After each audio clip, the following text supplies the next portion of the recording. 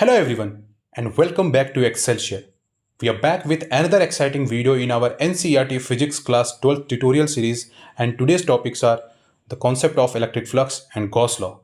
In this video, I will be covering these topics very clearly so that you don't have any doubt ever. I have also created a separate series for JEE Main and JEE Advanced questions, so if you are preparing for those exams, you can check it out right here. Now let's get started. As you can see on the screen, I have prepared some keynotes straight from your NCERT textbook. Let me tell you, the discussion will be purely from the book only. And to make things easier, I will be explaining the concepts in both English and Hindi. So let's jump right in and understand the concept of electric flux. To understand electric flux, let's first understand liquid flux. All right. Say there is a flat surface ds. Okay, flat surface ds. Okay, so the area is ds, and this surface is having some width l, very small surface, and this surface is having some width l. Okay, now there is a liquid flowing across this surface. There is a liquid flowing across this surface. इस surface के across एक liquid flow कर रहा है vector velocity v से. All right, and जो liquid flow हो रहा है उसका डायरेक्शन क्या है? इस सरफेस के नॉर्मल के अलोंग है. इस सरफेस के नॉर्मल के अलोंग है. इस सरफेस का नॉर्मल किधर है? इधर है. Alright, now volume flow rate क्या हो जाएगा? Volume per unit time. Now volume कैसे आप दे दोगे? ds into L. ऑलराइट, जो क्रॉस सेक्शनल एरिया ds है और एल विड्थ के लिए यहाँ पे लिक्विड फ्लो कर रहा है इस सरफेस के अक्रॉस, तो यहाँ पे जो लिक्विड का वॉल्यूम है इस विड्थ एल के अक्रॉस, तो ये क्या हो जाएगा? ds into L, and it is flowing per unit time. So ds into L divided by T, where L divided by T is velocity. Okay, L divided by T is velocity. तो मतलब ये जो L displacement है इस liquid का, उसके लिए per unit time हमारा क्या हो जाएगा? वेलोसिटी मिल जाएगी, और वो ds हमारा सरफेस एरिया तो है ही. Now this vds is termed as flux going out of the surface. This VDS term is flux. Okay, so इस DS सरफेस के अक्रॉस जो फ्लक्स आउट हो रहा है उसको क्या बोल रहे हैं? VDS. ये इसका मैग्नीट्यूड है. Now suppose I incline this surface DS at some angle theta. Now वो थीटा क्या है? First let me define what is that theta. अगर मैं इस DS को इस लिक्विड के फ्लो के अक्रॉस थोड़ा इंक्लाइन करके रख दूं, ओके, थोड़ा टिल्ट करके रख दूं. पहले क्या हो रहा था? ये थोड़ा पूरा नॉर्मल था, ये सरफेस पूरा नॉर्मल था, लिक्विड के अक्रॉस पूरा नॉर्मल था. बट अगर मैं इस सरफेस को थोड़ा सा टिल्ट कर दूं, so this surface is having this normal like this. So इस सरफेस का नॉर्मल हो गया और लिक्विड इधर फ्लो कर रहा है like this. Okay, alright, liquid इधर फ्लो कर रहा है. So the angle between normal of the surface and the direction of liquid is theta here. All right, so if this is theta, so this whole surface is inclined at some angle. All right, so that angle can also be calculated from here like this. So this angle is also theta, this angle is also theta. This is very simple mathematics. If you try it, you can find it out. All right, so this is also theta. So the projected area along the flow, across the flow of the liquid, the projected area across the flow of the liquid will be ds cos theta. Okay, क्या हो जाएगा? ds cos theta हो जाएगा. ds cos theta हो जाएगा. Okay, अगर आपको थोड़ा और अच्छे से समझना है इसको, प्रोजेक्टेड एरिया को, सो यहाँ पे आप देखो, ये जो एज है, that edge if projected across this, तो अभी तो ये सरफेस एरिया इतना था, लेकिन जब हम इसको प्रोजेक्ट करेंगे तो ये सिर्फ इतना सा बचेगा, तो सरफेस एरिया थोड़ा कम हो गया. ऑलराइट, ये जो अभी मैंने बोला कि सरफेस एरिया कम हो गया, ये अभी आगे समझ में आएगा क्यों बोला मैंने ऐसे. And if this is angle theta, this is also angle theta. So if this is ds, some value ds, so this value, this surface area will be ds cos theta. Alright, simple projection mathematics. Alright, so ds cos theta. So the flow of the liquid, the flow of the liquid across that surface, inclined surface, will be v ds cos theta, or we can write in scalar product terms vector v dot n cap into ds, where ds is the magnitude of the surface of the flat surface and n cap is the direction. N cap is having magnitude 1. All right, so ds is magnitude of that flat surface, area of that flat surface, and vector is the velocity of the fluid. Now in the same manner, if we extend our discussion to the electric field. So in the same manner we can say, like in this figure it has been represented. First case is that the electric field is flowing across a surface delta S like this, and if we incline this surface like this, so the projected area ds delta S will be having delta S cos theta. All right, so now अभी यहाँ पे हम क्या करेंगे कि flux को समझे कैसे। अभी इस सरफेस के अक्रॉस, इस सरफेस के नॉर्मली, इस सरफेस के जो नॉर्मल है उसके अलोंग कुछ इलेक्ट्रिक फील्ड लाइंस जा रही हैं। Alright, now those number of those electric field lines will be directly proportional to E into delta S, E into delta S. Now why we are not saying equal to E delta S, हम equal क्यों नहीं बोल रहे E delta S के? Because number of field lines हर एक individual अपने हिसाब से काउंट कर सकता है। आप मान लो 10,000 इलेक्ट्रिक फील्ड लाइंस ड्रॉ कर रहे हो, कोई दूसरा बंदा 20,000 इलेक्ट्रिक फील्ड लाइंस ड्रॉ कर रहा है, और आप कितने भी नंबर ड्रॉ कर सकते हो। ये आपने ऊपर इलेक्ट्रिक फील्ड के लाइंस में के सेक्शन में आपने ये चीज़ पढ़ी है। Alright, a person can draw many number of electric field lines. Okay, यहाँ पे जो नोटेशन किया गया वो सिंपली समझाने के लिए किया गया है। So the better way will be to state it like this, that the number of field lines crossing a small planar element area delta S normal to vector E at a point is directly proportional to E delta S. All right, directly proportional to E delta S. So that projected area will become delta S cos theta. Also I have given a simple tip here कि यहाँ पे जैसे ये जो projected area था उसको find कैसे करना है। So अगर ऐसे कभी आपको डायग्राम और जगह मिले, कभी कभी होता है जल्दीबाजी में हमसे सिली मिस्टेक ना हो, so what we do, we try to find the angle by doing some simple simplifications और modifications in the diagram like you do in the simple mathematics. But अगर यहाँ पे मैं इसको एक टिप दूँ यहाँ पे, सो सपोज लो यहाँ पे क्या है, एक एल रॉड है। क्या है? एल रॉड है। This is L shaped rod, this is rigid rod, और इसको अगर मान लो यहाँ से अगर मैं इसको हैंग कर रहा हूँ, सो जितना मैं इस एज में एंगल दूंगा इस एक्सिस के अलोंग, उतना ही एंगल इस वाले एज का चेंज होगा इस एक्सिस के अलोंग। ऑलराइट, उतना ही एंगल इस एक्सिस के अलोंग चेंज होगा। ओके, डायग्राम थोड़ा ओवर सिंप्लीफाइड है but this is the simple gist. Alright, तो जितना एंगल यहाँ पे चेंज हो रहा है इस एक्सिस के अलोंग, उतना ही एंगल यहाँ पे चेंज होगा। अभी ये तो बहुत सिंपल लग रहा है बट आगे जब आप कैलकुलेशंस करोगे this you will find this very useful. Alright, तो इस टिप को यहाँ पे ध्यान रखना है। नाउ अभी तो हमने ये डेल्टा एस के लिए हमने कर दिया। नाउ व्हाट हैपेंस इफ मान लो हमारे पास एक कर्व्ड सरफेस आ गया। क्या आ गया? हमारे पास एक कर्व्ड सरफेस आ गया। Then what will be the direction of area element for that curved surface? So see, ये एक रैंडम शेप्ड ऑब्जेक्ट है, एक कर्व्ड सरफेस है। यहाँ पे हम क्या कर रहे हैं कि we will divide this random shaped object into number of elements, into very large number of elements of area ds, of area ds. Okay, so for this element area ds, its normal is going like this, and what we say it as outward normal. Outward normal.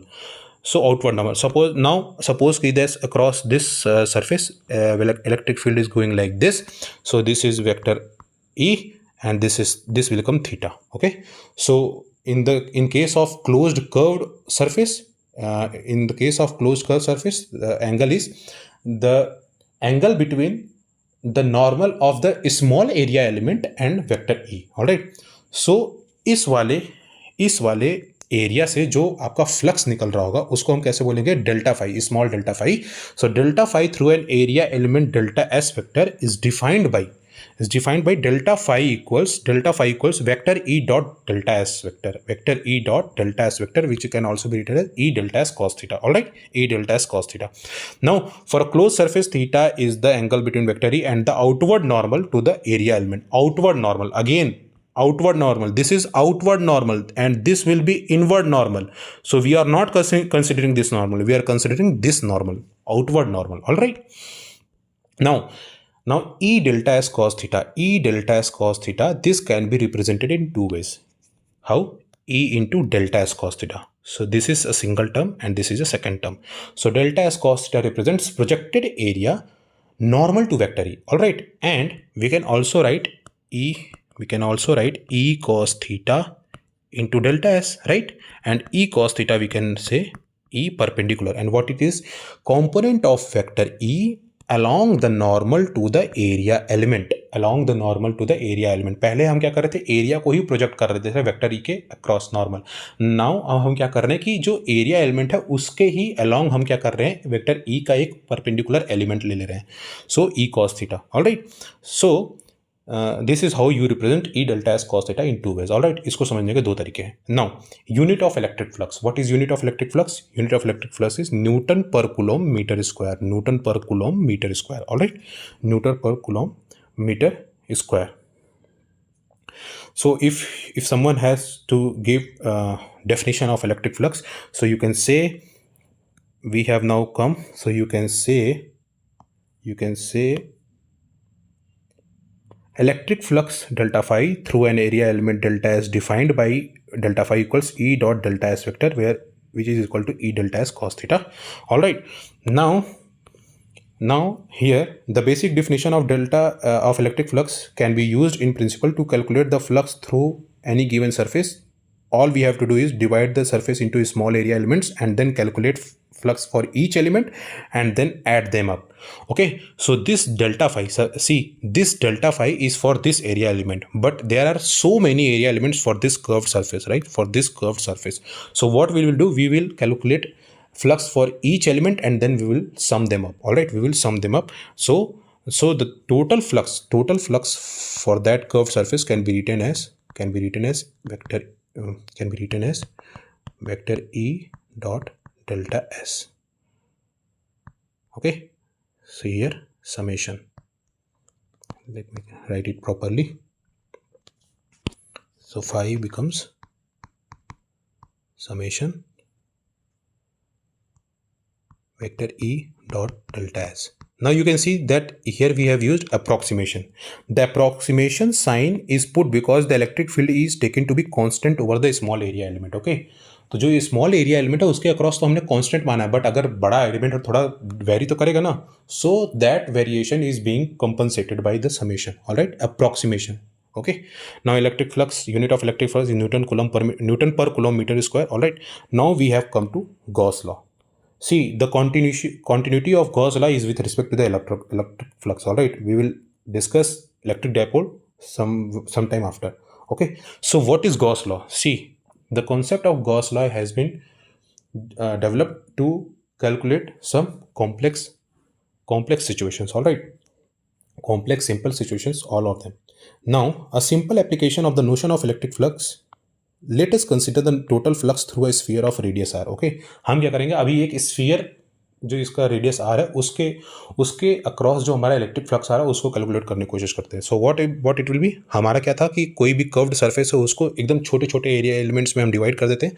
सो यहाँ पे एक छोटा element area है delta S. Now this is a sphere, this is not a circle, this is a sphere. तो 3D में आपको यहाँ पे इसको थोड़ा इमेजिन करना होगा. ऑलराइट, सो इस डेल्टा एस से एक आउटवर्ड नॉर्मल जा रहा है, जो ये है नॉर्मल, जो ये डायरेक्शन है. और यहाँ पे अगर ये पॉइंट चार्ज क्यू रखा हुआ है, हमने क्या रखा हुआ है, पॉइंट चार्ज क्यू रखा हुआ है. पॉइंट चार्ज क्यू रखा हुआ है तो पॉइंट चार्ज क्यू से यहाँ पे पॉजिटिव है तो ये इलेक्ट्रिक फील्ड ऐसे रेडियली आउटवर्ड जाएगा. ऑलराइट, सो यहाँ पे क्या हो रहा है कि जो आपका इलेक्ट्रिक फील्ड है वो इस ds के, इस डेल्टा एस के नॉर्मल के अलॉन्ग ही है. ऑलराइट, और यू नो दैट कि all these area elements are at R position from the centre. All right, and you also know that कि अगर ये कोई एरिया एलिमेंट है, सो यहाँ पे जो भी आर से आप यहाँ पे जो भी लाइन आप ड्रॉ करोगे वो एक्चुअली इसके नॉर्मल ही जाती है. All right, property of circle, property of a sphere. All right, so delta phi for this area element will be vector E dot delta S. So what is vector E? Q divided by 4 pi epsilon naught r square, because at position क्या है, यहाँ पे है. Position क्या है, R पे है. Position कितने पे है, आर पे है. This is the position of delta S element. So position R पे Q upon 4 pi epsilon naught R square into R cap into delta s vector. Now direction of delta s vector and r cap are same, like I have explained earlier. So delta phi becomes Q upon 4 pi epsilon naught r square into delta s. Now magnitude of r cap is 1, आप जानते हो. Alright, now ये एक element area delta S element area के लिए था. Right, now अगर इसके टोटल करना हो हमको, तो टोटल करने के लिए we will sum all such small delta S element area. Alright, so what will be summation of all delta s q upon 4 pi epsilon naught r square into delta s. Now this is a constant, this is constant, so we will take it outside, and summation of delta s. Now summation of such small surface areas across this sphere, it will ultimately give you the surface area of the sphere, the surface of the area of the sphere. So q upon 4 pi epsilon naught r square into 4 pi r square, this becomes q upon epsilon naught. Now very important point here. Electric flux through a closed surface phi equals q upon epsilon naught. Electric flux through a closed surface, very important keyword, closed surface. And on the right hand side you can see q upon epsilon naught, where q is total charge enclosed by s, total charge enclosed by s. Alright, तो left hand side में क्या है, electric flux, जो भी net electric flux है वो उस close surface के हम अक्रॉस देख रहे हैं, और जो राइट हैंड साइड में जो हमारा क्यू है वो इस सरफेस के अंदर वाला क्यू है, जो भी इस क्लोज्ड सरफेस के अंदर जो भी क्यू है, जो भी चार्जेस है, चाहे जितने चार्जेस है, लेकिन उस सरफेस के अंदर के ही होने चाहिए. तो इस इक्वेशन में RHS में जो क्यू है वो आपका enclosed by this close surface, और जो LHS में है, अभी इस पॉइंट पे मैं आगे आऊँगा, अभी इसको बताना सही नहीं रहेगा. Alright, so if Q enclosed is zero, total flux will be zero. Total flux, I did not say some flux at some point, total flux. अगर क्यू इंक्लोज्ड जीरो है तो टोटल फ्लक्स क्या होगा, जीरो होगा. Alright, now there are some remarks according to this Gauss law. Okay, so first is Gauss law is true for any closed surface no matter what its shape or size. The term q on the right side of Gauss law includes the sum of all charges enclosed by the surface. The charges may be located anywhere in the inside. अंदर कहीं पे भी हो सकते हैं, लेकिन वो जो q है राइट हैंड साइड इक्वेशन, इस इक्वेशन में वो summation of all the inside charges होगा. Now the surface is so chosen that there were some charges inside and some outside. The electric flux which appears on the left side is due to all the charges. अगर मान लो कोई ऐसा configuration दिया हुआ है, मान लो ये एक पॉइंट चार्ज क्यू था, ये एक सरफेस ही था, इस सरफेस के बाहर एक यहाँ पे Q2 चार्ज है, तो इस सरफेस के अक्रॉस जो टोटल इलेक्ट्रिक फ्लक्स हम काउंट करेंगे वो इस चार्ज Q की वजह से भी होगा और इस चार्ज Q2 की वजह से भी होगा. ऑलराइट, तो वो हम यहाँ पे लेफ्ट साइड में लिख रहे हैं फाई, वो हम यहाँ पे लिख रहे हैं लेफ्ट साइड में फाई में लिख रहे हैं. फाई इस चार्ज अंदर के चार्ज की वजह से भी होगा और बाहर के चार्ज की वजह से भी होगा. लेकिन जो हमारा right hand side of equation है क्यू अपॉन एप्सिलॉन नॉट, ये क्या है, क्यू इंक्लोज्ड है, तो हम सिर्फ इस सरफेस के इंक्लोज्ड जो चार्जेस होंगे उनको ही कंसिडर करेंगे, Q2 को कंसिडर नहीं करेंगे. किसमें, राइट हैंड साइड इक्वेशन में. ऑलराइट, नेट इलेक्ट्रिक फ्लक्स तो सभी चार्जेस की वजह से होगा, इनसाइड और आउटसाइड दोनों के, लेकिन जो हमारा राइट हैंड साइड इक्वेशन है यहाँ पे ये क्यू इंक्लोज्ड होगा. This is very important. ऐसे कई क्वेश्चंस बहुत जल्दी हो सकते हैं. Now fourth point, take care not to let the Gaussian surface pass through any discrete charge. This is because the electric field due to a system of discrete charges is not well defined at the location of any charge. तो यहाँ पे क्या कह रहा है कि जो आपका Gaussian surface है वो किसी discrete charge के क्रॉस करके नहीं जाना चाहिए, ऐसे नहीं जाना चाहिए. Gaussian surface आपको किसी discrete charges के क्रॉस नहीं जाना चाहिए, इसको ऐसे नहीं जाना चाहिए. Why not defined? Because at Q4 अगर आप इस Q4 के बहुत ही पास आओगे तो जो आपका इलेक्ट्रिक फील्ड है वो नॉट डिफाइंड होता है. क्या होता है, not defined. However, the Gaussian surface can pass through a continuous charge distribution. Continuous charge distribution कैसे हो गया, जैसे मान लो ये हमारा एक फ्लैट सरफेस है. Okay, this is our flat surface, sorry, यहाँ पे किसी तरीके से इस पे मैंने चार्ज डिस्ट्रीब्यूट कर दिया इस फ्लैट सरफेस, तो यहाँ पे ये क्या आ गया, ये आपका कॉन्टिन्यूस चार्ज डिस्ट्रीब्यूशन हो गया. नाउ अगर यहाँ पे इसको Gaussian सरफेस मानना हो तो इसको आप Gaussian surface, you can assume this as the Gaussian surface. So this Gaussian surface is crossing this flat surface is the Gaussian surface and it is crossing the continuous charge distribution. It is crossing the continuous charge distribution, but it will not cross the discrete charge distribution. Discrete charge. All right. Gauss law is often useful towards a much easier calculation of the electrostatic field when the system has some symmetry. अगर symmetry होगी तो बहुत अच्छी बात है. Gauss law will become easy. And finally, Gauss law is based on the inverse square dependence on distance contained in the Coulomb's law. तो मतलब हमारा जो हमारा इन्वर्स स्क्वायर लॉ है 1/r², इसके बेसिस पे हमने गॉस लॉ को डिफाइन किया यहाँ पे. अगर ये चीज़ नॉट डिफाइन होगी तो गॉस लॉ भी हमारा वायलेट हो जाएगा. Alright, so this is about electric flux and Gauss law. I hope you are able to understand the concept of electric flux with the help of a previous example, that is a liquid crossing a flat surface area element ds. थोड़ा इसको और अच्छे से समझना है कि यहाँ पे हम एरिया को वेक्टर की तरह क्यों ट्रीट कर रहे हैं. Why are we considering this area as a vector, right. तो अभी आप क्या करो कि आप अभी ये एक्सपेरिमेंट कर सकते हो। If you take a small ring और इस रिंग के अक्रॉस आप कोई लिक्विड फ्लो करा के देखो अपने घर में, तो इसमें क्या होगा कि अगर आप लिक्विड को रिंग को परपेंडिकुलर रखोगे उस लिक्विड के अक्रॉस, तो कुछ तो वॉल्यूम निकल रहा है, लेकिन जब आप उस रिंग को थोड़ा आप इंक्लाइन करोगे तो जो वॉल्यूम है लिक्विड का वो पहले के कंपैरिजन में कम हो जाएगा।